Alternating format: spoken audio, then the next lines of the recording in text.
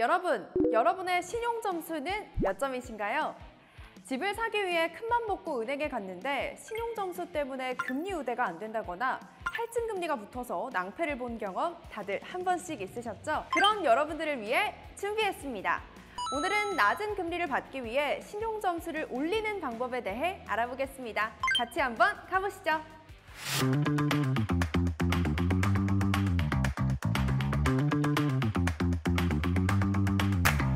신용 점수 올리는 방법 첫 번째, 카드를 잘 사용하자. 다들 신용카드 많이 사용하고 계시죠? 신용카드 갖고 있다 보면 과도한 지출을 막기 위해 딱 쓸 금액까지만 카드 한도를 여는데요. 사실 이건 신용 점수에는 좋지 않은 방법입니다. 신용카드는 전체 한도 내에서 30%에서 50% 이내 사용하는 것이 신용 점수 관리에 큰 도움이 됩니다.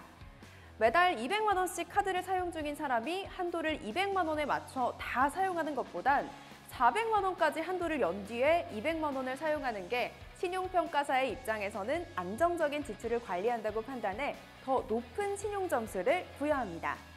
또 다수의 신용카드를 보유하고 있으신 분들은 카드 지출을 줄이기 위해 카드를 해지하곤 합니다. 그런데 카드를 해지할 때 중요한 게 있습니다. 바로 가장 최근에 만든 카드부터 해지해야 한다는 건데요.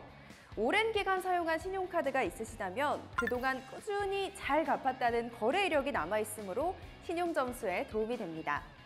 반대로 최근에 발급한 카드는 거래 이력이 적으므로 신용점수에 미치는 영향이 상대적으로는 미비하죠.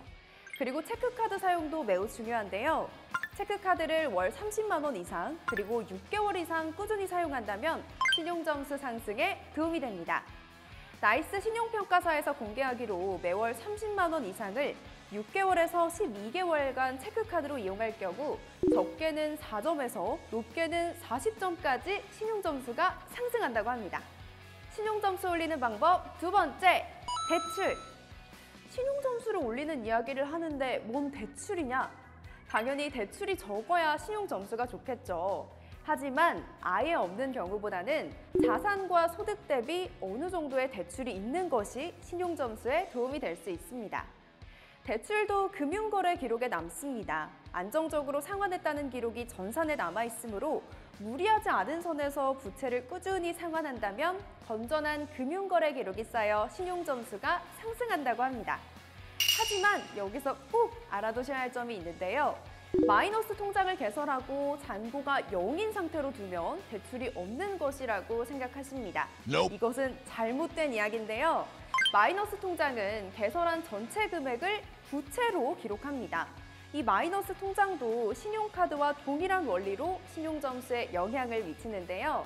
개설한 전체 한도 중 30%에서 40% 한도 내에서 자금을 운영하면 가용 가능한 현금이 충분하다고 판단해 신용점수 상승에 도움이 됩니다. 하지만 중요한 점은 마이너스인 상태를 장기간 유지할 경우에 오히려 신용점수가 하락할 수 있다는 점 꼭 기억해 주세요. 또 마이너스 통장은 일반적으로 받는 신용대출보다 금리가 높으니 비상금 등 일시적으로 사용하는 용도가 적합하겠죠? 다음으로 대출의 개수입니다.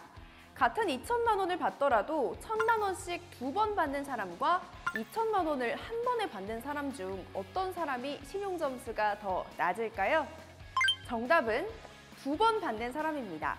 대출을 나눠서 받을 경우 현금 운영이 원활하지 않다고 판단해 신용점수를 더 많이 낮춥니다.